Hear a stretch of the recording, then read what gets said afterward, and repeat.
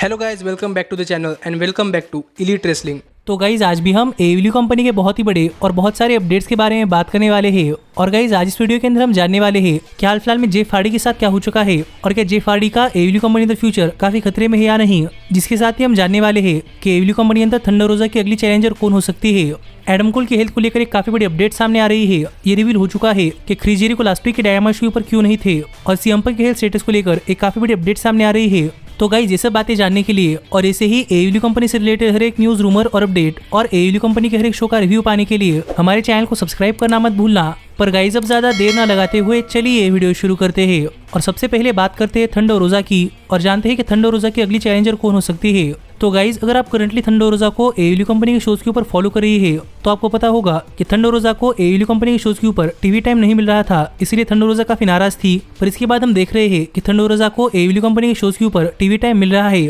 और थंडर रोजा अपनी विमेंस वर्ल्ड हेवीवेट चैंपियनशिप एक ओपन चैलेंज के अंदर डिफेंड कर रही थी, जहां पर हमें एक बार के लिए टोनी स्टॉर्म और थंडर रोजा एक दूसरे के आमने सामने आती हुई दिखाई दी, जिससे हम थोड़ा सा स्पेकुलेशन लगा सकते हैं कि यहाँ पर टोनी स्टॉर्म थंडर रोजा की अगली चैलेंजर हो सकती है। पर गाइस देखा जाए तो टोनी स्टॉर्म रैंकिंग्स के अंदर काफी नीचे है और इसीलिए यहाँ पर थंडर रोजा के अगले अपोनेंट के लिए एक काफी इंटरेस्टिंग अपडेट सामने आई है। और गाइस ये अपडेट है कि गाइस अब तक AEW कंपनी ने डिसाइड नहीं किया कि थंडर रोजा के अगले अपोनेंट कौन होने वाली है और आगे चलकर थंडर रोजा किसके खिलाफ अपनी AEW कंपनी की women's world heavyweight championship defend करने वाली है, जो देखा जाए तो काफी बुरी बात है। क्योंकि गाइस मुझे लग रहा है कि टोनी खान अपने विमेंस डिवीजन के ऊपर उतना ध्यान नहीं दे रहे जितना कि वो AEW कंपनी के मेंस डिवीजन के ऊपर दे रहे हैं। क्योंकि अगर टोनी खान ने थंडर रोजा को विमेंस चैंपियन बनाया है तो उनके लिए चैलेंजेस तैयार करना ये टोनी खान की जिम्मेदारी है, लेकिन अब तक टोनी खान ऐसा नहीं करे है। तो देखना पड़ेगा कि आगे चलकर थंडर रोजा को अपनी विमेंस वर्ल्ड हेवीवेट चैंपियनशिप किसी खिलाफ डिफेंड करनी पड़ेगी। पर गाइस करंटली AEW कंपनी को भी नहीं पता कि थंडर रोजा का अगला चैलेंजर कौन होने वाला है, जिसके ऊपर आपका क्या कहना है आप मुझे कमेंट कर बताइए और ये भी कमेंट कर बताना मत भूलना कि आपके हिसाब से चैलेंजर कौन हो सकता है।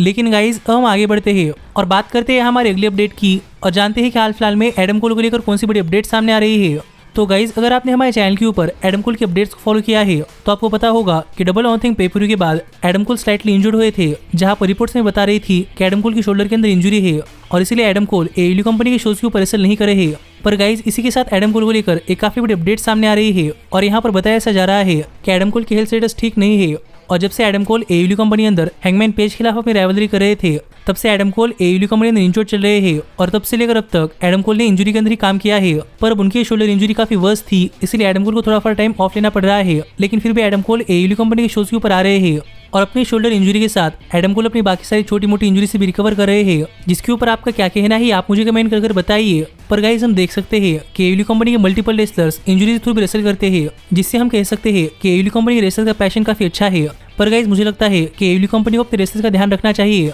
क्योंकि करंटली AEW कंपनी काफी सारे रेसलर्स इंजर्ड हो रहे हैं और ये किसी भी कंपनी के लिए काफी अच्छी बात नहीं होती। पर हम होप करते हैं कि एडम कोल जल्द से जल्द रिकवर हो जाए। लेकिन गाइस हम आगे बढ़ते हैं और बात करते हैं हमारे अगले अपडेट की और जानते हैं कि हमें क्रिस जेरिको लास्ट वीक के डायनामाइट शो पर क्यों नहीं देखने को मिले। तो गाइज अगर आपने हमारे चैनल के ऊपर लास्ट वीक के डायनामाइट शो का रिव्यू वीडियो देखा है तो आपको पता होगा कि हमें लास्ट वीक के डायनामाइट शो पर क्रिस जेरिको कहीं पर भी नहीं देखने को मिले थे, जो कि काफी ट्रिकी सिचुएशन थी क्योंकि जेरिको कभी भी डायनामाइट शो मिस नहीं करते। पर लास्ट वीक के डायनामाइट शो पर ऐसा हो चुका था और लास्ट वीक के डायनामाइट शो पर क्रिस जेरिको कहीं पर भी नहीं थे। पर गाइज इसी को लेकर जेरिको के बारे में एक अपडेट सामने आई है और गाइज ये रिवील हो चुका है कि जेरिको लास्ट वीक के डायनामाइट शो पर क्यों नहीं थे। और गाइज इसका रीजन ये बताया जा रहा है कि लास्ट वीक क्रिस जेरिको अपनी फैमिली के साथ टाइम स्पेंड कर रहे थे और पिछले कई महीनों जेरिको अपने फैमिली के साथ नहीं थे, इसीलिए क्रिस जेरिको ने लास्ट वीक एक हफ्ते की छुट्टी मांगी थी जिससे कि वो अपने फैमिली के साथ टाइम स्पेंड कर सके और AEW कंपनी ने क्रिस जेरिको को छुट्टी दी थी, इसीलिए हमें क्रिस जेरिको लास्ट वीक के डायनामाइट शो पर नहीं देखने को मिले, जो कि क्रिस जेरिको के लास्ट वीक के शो के ऊपर एब्सेंट होने का मेन रीजन है। जिससे हम समझ सकते हैं कि यहाँ पर जेरिको इंजर्ड नहीं हुए, वो बिल्कुल ठीक है और अपनी फैमिली के साथ टाइम स्पेंड कर रहे थे,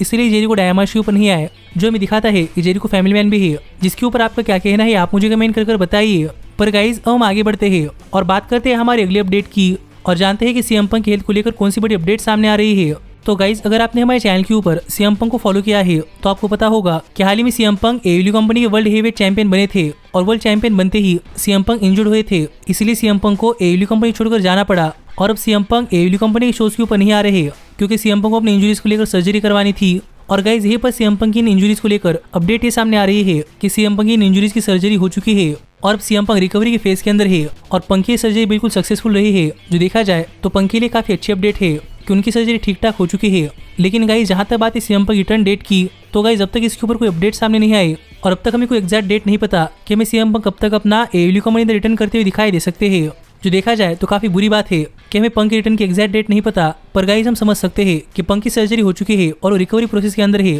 तो होप करते हैं कि सीएम पंक जल्द से जल्द रिकवर हो जाए और हमें काफी जल्दी एडब्ल्यू कंपनी अपने रिटर्न करते दिखाई दे। जिस पर आपका क्या कहना है आप मुझे कमेंट कर बताइए। पर गाइस हम आगे बढ़ते हैं और बात करते हैं हमारे अगली अपडेट की और जानते हैं कि जेफ हार्डी किस तरीके से काफी बड़े ट्रबल के अंदर फंस चुके हैं। तो गाइस आपको तो पता ही होगा कि जेफ हार्डी एक बहुत ही बड़े रेसलर के साथ एक बहुत ज्यादा ड्रिंकर भी है, क्योंकि जेफ हार्डी काफी ज्यादा नशा करते हैं और जेफ हार्डी को ड्रग्स और अल्कोहल लेने की काफी ज्यादा आदत है। और इसीलिए पहले जेफ हार्डी को कई बार अरेस्ट भी कर लिया गया है, क्योंकि Jeff Hardy drink and drive करते थे, जो रियल लाइफ में तो होता ही है, लेकिन इसका एग्जाम्पल हमने WWE टेलीविजन के ऊपर भी देखा है। पर गाइस फिर एक बार जेफ हार्डी के ऊपर ड्रिंक एंड ड्राइव का केस बन चुका है और ये फर्स्ट टाइम या फिर सेकंड टाइम नहीं बल्कि थर्ड टाइम है, जो देखा जाए तो स्टेज 3 लेवल का क्रिमिनल ऑफेंस है। और कल ही जेफ हार्डी को यूनाइटेड स्टेट्स के अंदर ड्रिंक एंड ड्राइव करने के लिए अरेस्ट कर लिया गया है और अब ऐसा जेफ हार्डी के साथ तीसरी बार हो चुका है, जिस वजह से जेफ हार्डी को एक काफी बड़ी पेनल्टी तो मिलने ही वाली है। पर गाइस पॉसिबली जेफ हार्डी को 6 मंथ से लेकर 1 साल की जेल भी हो सकती है और हार्डी की तरफ से तीसरी बार हुआ है, इसलिए जेफ हार्डी इस बार कोर्ट के अंदर पेश होने वाले हैं और उन्हें कोई जमानत नहीं मिलने वाली। जो देखा जाए तो जेफ हार्डी को लेकर एक काफी बुरी अपडेट है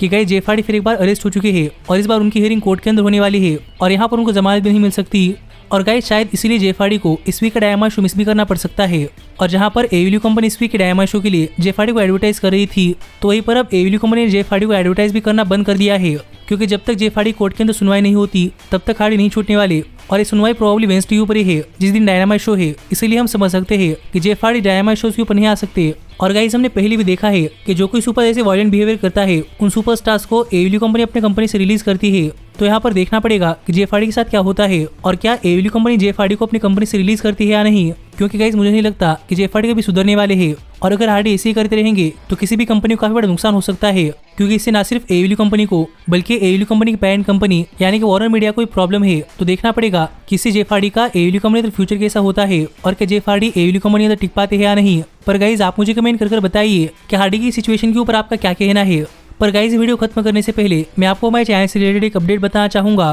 कि गाइस अनफॉर्चुनेटली हमारे चैनल के ऊपर 2 कॉपीराइट स्ट्राइक पड़ चुकी है, जिनमें से पहली एडब्ल्यू कंपनी की तरफ से आई है, जो देखा जाए तो फेयर थी, पर दूसरी न्यू जापान प्रो रेसलिंग की तरफ से आई है और वो भी हमारे new Japan pro wrestling domination show के रिव्यू वीडियो के ऊपर, जिस वीडियो के अंदर मैंने कोई क्लिप भी इस्तेमाल नहीं की थी, तो मुझे नहीं पता कि ऐसा क्यों हुआ है। पर गाइस इसलिए मैं आज के बाद न्यू जापान प्रो रेसलिंग के बारे में ज्यादा बात नहीं करने वाला, क्योंकि मुझे अपना चैनल खतरे के अंदर नहीं डालना, क्योंकि आपको तो पता ही होगा कि 3 स्ट्राइक्स आने के बाद यूट्यूब चैनल डिलीट होता है और मैं नहीं चाहता कि मेरा चैनल डिलीट हो, इसलिए मैं काफी संभल कर चलना चाहता हूँ। जो एक अपडेट थी जो कि मुझे लगा कि आपको बतानी चाहिए। पर आप ऐसे ही एडब्ल्यू कंपनी से रिलेटेड हर एक न्यूज, रूमर और अपडेट और एडब्ल्यू कंपनी के हर एक शो का रिव्यू पाने के लिए हमारे चैनल को सब्सक्राइब करना मत भूलना। पर गाइस अब मैं मिलता हूँ आपसे अगली वीडियो के अंदर, पर तब तक stay healthy, stay happy and keep watching elite wrestling. Hey, did you like that video? Click the screen for more.